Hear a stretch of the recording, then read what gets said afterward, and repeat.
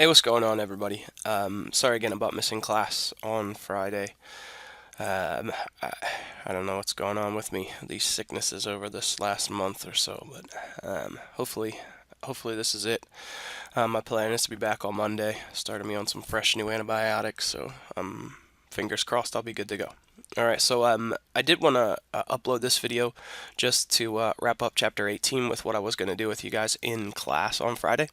All right, so on Friday in class, what my plan was to go let you guys work through problem 18-28 in your textbook, which you can see on the screen right here. I was going to let you work through it on your own, and then what we were going to do is kind of, like we always do, towards the end of a chapter, I was going to put the correct answers up on the board so you guys could just kind of see how you did, all that good stuff, right? All right, so instead, I'll just go ahead and work with you through it here on this video, all right? All right, so what problem 1828 will have us doing is really the toughest stuff that we saw in chapter 18, which is preparing that schedule of cost of goods manufactured and then using cost of goods manufactured to figure out cost of goods sold in the income statement, all right? All right, so problem 28 says, Gourmet Bones manufactures its own brand of pet chew bones. At the end of December 2018, the accounting record showed the following. Gives me all this information here, the balances in the 3 different inventory accounts, as well as all the other information, other costs associated with manufacturing and selling these products, all right? And then if you look down at the requirements for this problem, requirement 1, the first thing we'll do here is prepare a schedule of cost of goods manufactured for Gourmet Bones for the year ended December 31st, 2018. All right, so I'll just flip over here to Excel. I got my first tab here on this spreadsheet for preparing this income statement. So line 1, of course, is the name of the company. Line 2 is that this is a schedule of cost of goods manufactured, the one that I'm preparing now. And then line 3 is that this is for the year ended December 31st, 2018. All right, remember with the schedule of cost of goods manufactured, really what it is it's just a statement representation of an analysis of that work in process inventory T account. All right, so we're really looking for what was the beginning balance of work in process, how did it change over the course of that period, so what's the ending balance in work in process. So it always begins with exactly that, beginning work in process. So if I look back at my problem info here, beginning work in process was $0, it looks like. All right, so I'll just go ahead and I'll put that 0 in here. All right, and it does have a dollar sign pop up with it, as this is the first number in that column, even though it is 0. All right, if you remember that work in process account, that was kind of the summary account for all the costs of manufacturing. So the next thing that we always saw in there was any direct materials that were used. So I'll list that next in my schedule of cost of goods manufactured. Remember, just as we saw in the exercise we worked last time, we don't ever see a line item for direct materials used, but we can calculate it. We can look at the beginning and ending balance of this direct materials, and we know that it increases by the amount of direct materials purchased, and it decreases by how much we used. So we can just kind of analyze that T account and solve to figure out how much in direct materials were used, right? So we'll start with this beginning balance of $13,500. All right, so I'll say beginning direct materials, or you could say raw materials if you really wanted to, was 13,500. And then what I'll need to add is I'll need to add any direct material purchases in there. Direct material purchases. So if I scroll back to the problem info and I find them, they're actually that first line item down here in other information. It tells me direct material purchases were $36,000. All right, I want to add those two together. And that tells me that I had 49,500 of direct materials that I could have used. All right, so we say direct materials available for use. All right, I also know that I didn't use them all, because if I look back one more time at this problem info, I have 7,500 left over at the end in that direct materials account. So what do I need to do is I need to subtract out that ending balance of direct materials. So I'll subtract out that 7,500 from ending direct materials. And that will tell me that the amount of direct materials used were $42,000. All right, so now that we know that number, if we think back to that work in process T account, the next thing that we always added into the cost of manufacturing was any direct labor. All right, direct labor is cool because it's always just given to us, nothing that we got to figure out. So I could see right here, direct labor, bottom line number on this other information was 23,000. So I'll just plug in that 23,000 for direct labor. Nothing to subtotal and calculate, so I can just put it right over in the right column.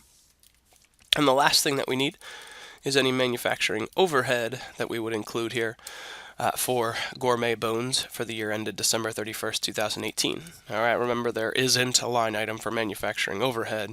And manufacturing overhead, one more remembering, is that it consists of three things. It consists of indirect materials, indirect labor, and then other. All right, so if I look over here, I don't see any indirect materials over here. All right, I don't see a line item called indirect labor, but I would assume that this plant janitorial services could be an indirect labor. All right, or it's just other if it's just something that we pay them and they're not our employees. All right, but I'll just throw it in here, plant janitorial services. So those plant janitorial services totaled 700. All right, so that's the indirect labor piece of it. Then we just need to look through all this other information down here and see if there's anything else that needs to go into that other category of overhead. All right, so direct material purchases, we already took care of those. They don't go into overhead. Plant janitorial services, we just took care of. Sales salaries, all right, that is what we pay somebody to sell the product. Again, nothing to do with manufacturing it, so I won't put it here. Delivery costs, the next thing up. Delivery costs would be how much we pay to ship out those finished goods to customers once they purchase them. Again, that would be a selling expense. Doesn't have anything to do with manufacturing. Net sales revenue, you can see that's just a revenue number, so it doesn't go down here into costs.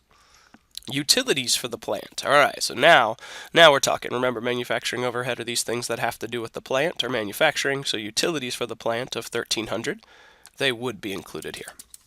So I'll say plant utilities, and I know they were 1,300. All right, I'll flip back and I'll keep scrolling down. Next thing I see is rent on the plant. Again, we can't manufacture without having that plant, and we can't have the plant without paying rent. Therefore, the rent on the plant would be another overhead cost. Oh, sorry, let me indent it. So I'll say plant rent. And that plant rent was $17,000.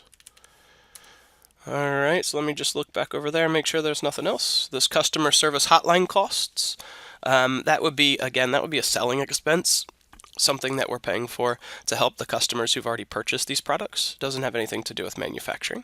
And then direct labor, we already took care of.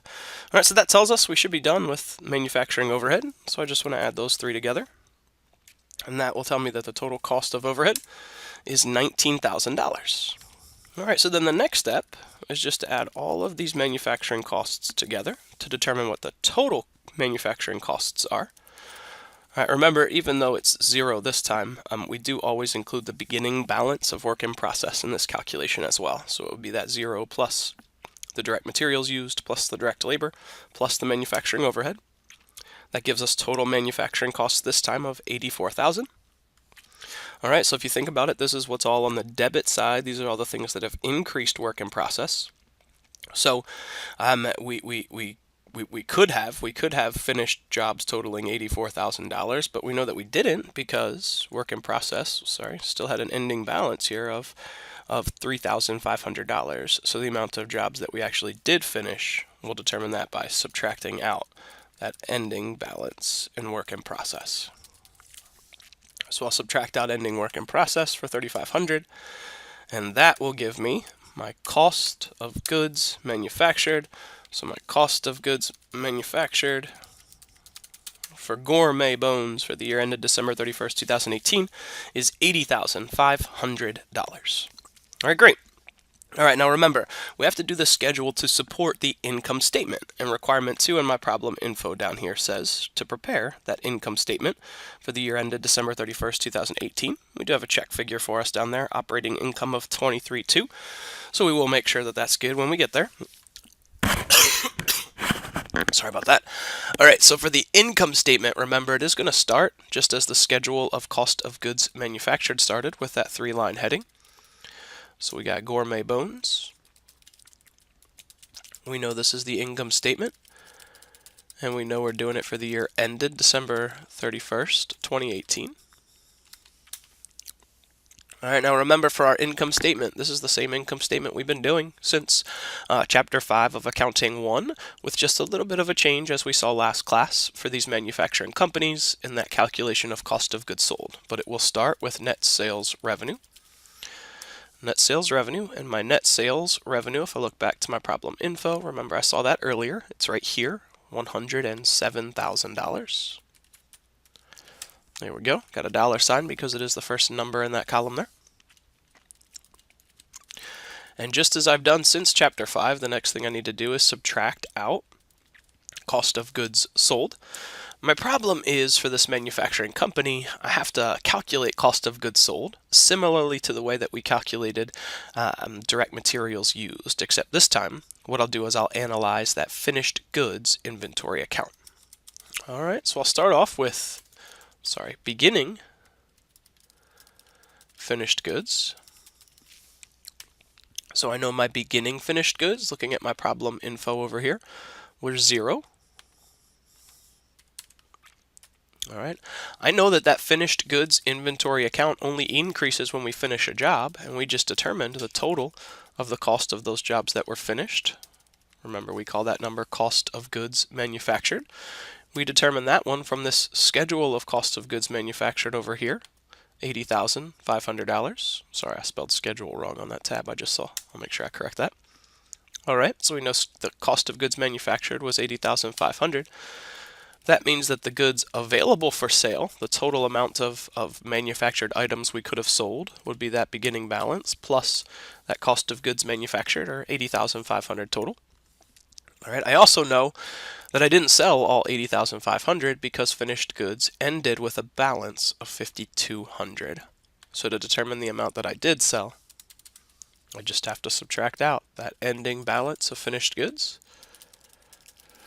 So that ending balance of finished goods was $5,200. I subtract it out. And the amount of cost of goods sold that I'll report here is $75,300 for gourmet bones. All right. Now, I'm ready to calculate what the gross profit or gross margin is. You might see it called in this chapter. Oops, sorry. So the gross profit is just that sales revenue number at 107 minus cost of goods sold, 75.3. That gets me gross profit of 31,700. All right, the next category that I see on this income statement would be any operating expenses. All right, so my operating expenses, I'm just going to pull them off of my problem info right here. I'm not worried about separating them between selling and administrative expenses. I just want to say if they're an expense, I'll throw them on there. All right, so remember, these are all the things that we skipped earlier when we were talking about manufacturing overhead because we said they didn't have anything to do with manufacturing the product. But these things are expenses, so they still need to go on that income statement. All right, so it wasn't materials, it wasn't plant janitorial. All right, so we had sales salaries right here at $6,000. Remember, they were a selling expense. All right, so I'll put those sales salaries in here. Sales salaries, one more time, they were $6,000. All right, scrolling down to find my next one. It's actually the one right underneath it there, delivery costs. We said those were a selling expense. So I'll put those delivery costs in there. And they totaled $1,300. All right, scrolling down. I know net sales I just took into account, utilities for the plant and rent on the plant. They're both part of manufacturing overhead.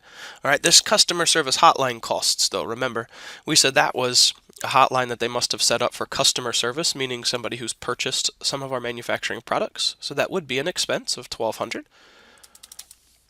So I'll say customer service hotline costs. And they were $1,200. All right, and there was only one other item on there, direct labor, which we already took care of. So we know, sorry about that. So we know that we now have all of the operating expenses listed here. So I'll just total them up. And that gives me a total of $8,500. All right, so to figure out this next subtotal, I'll just subtract gross profit minus that 8,500, the total operating expenses, that gives me a total of 23,200. All right, now we saw that was it, right? We didn't see anything else. They didn't give me any sort of income tax rate or anything in the problem. All right, so I don't have to calculate income tax expenses or anything. So that means that this number, even though the book calls the check figure operating income, if I look back at requirement 2 down here, it does say that that operating income is 23.2. In reality, I should call that number net income because there's nothing else to report. So I have net income for Gourmet Bones here of $23,200. All right, guys. So that's what I wanted to work through with you. There are a couple more requirements with that problem, but these are the two that I really wanted to hit. So this has been a long video already, so I'll go ahead and wrap it up. Again, sorry again about missing. My plan is to be back Monday. All right, so don't forget you have a quiz due on Easter Sunday night. All right, sorry about that. You feel free to do it now. We already have been through all of the content, so you should know. Should be a lot of like classifying costs and different things like that. All right. All right, but I will see you guys on Monday in class. Have a great day tomorrow.